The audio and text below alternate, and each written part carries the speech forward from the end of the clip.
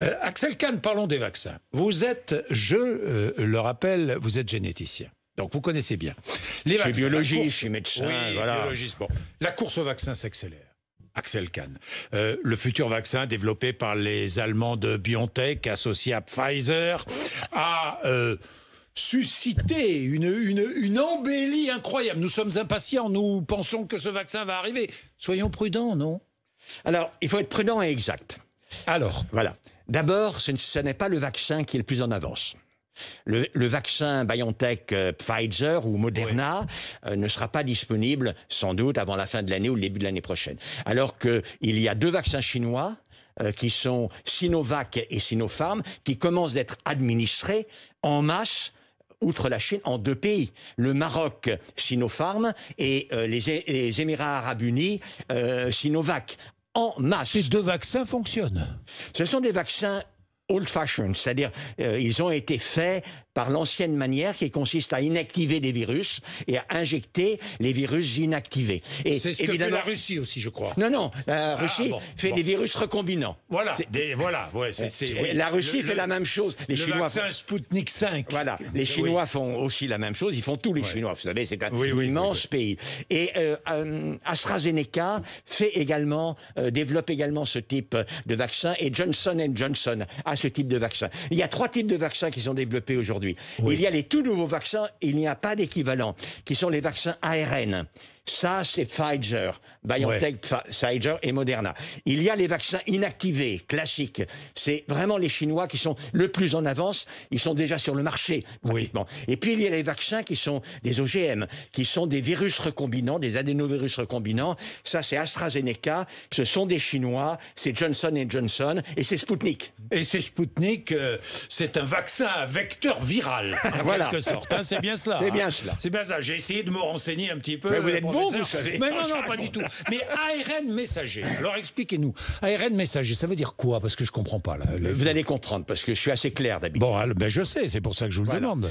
Alors les gènes codent le message génétique. Les gènes, comment ils fonctionnent? Le message génétique, il passe surtout par des constituants principaux de nos cellules que l'on appelle les protéines. Un gène est copié en ARN messager.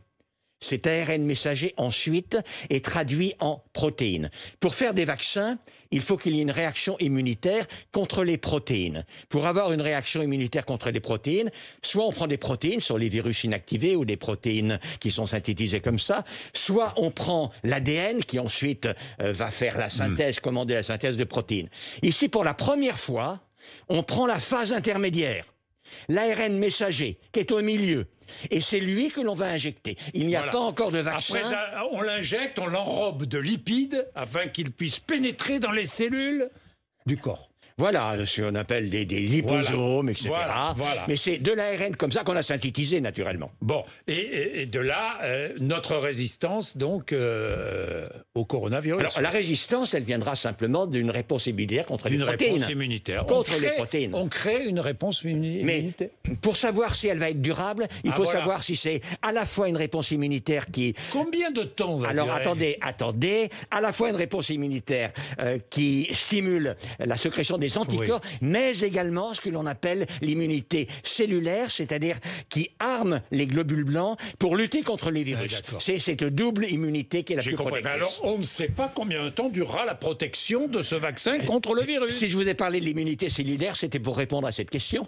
C'est que si la réponse est à la fois humorale, les anticorps, et cellulaire, alors ça pourrait durer assez longtemps. Autrement, on ne sait pas encore aujourd'hui. Des effets secondaires, on ne sait pas non plus. Alors, on ne sait pas, mais... Alors, a priori, personnellement, vous allez m'interroger. Voyons, professeur Axel Kahn, êtes-vous prêt à vous faire vacciner aujourd'hui? La réponse est oui. La question. Quel vaccin je suis prêt à me faire injecter? Le vaccin chinois sans aucun problème. C'est vrai? Ben oui, ce sont des virus inactivés, c'est vraiment une méthode extrêmement éprouvée, il n'y a aucun problème. L'ARN, j'ai peu d'inquiétude non plus. Les virus recombinants, il faut regarder de près, quoi. C'est tout. Voilà. Oui, il faut être prudent, quoi. Si j'ai bien compris. Vaccination obligatoire ou pas?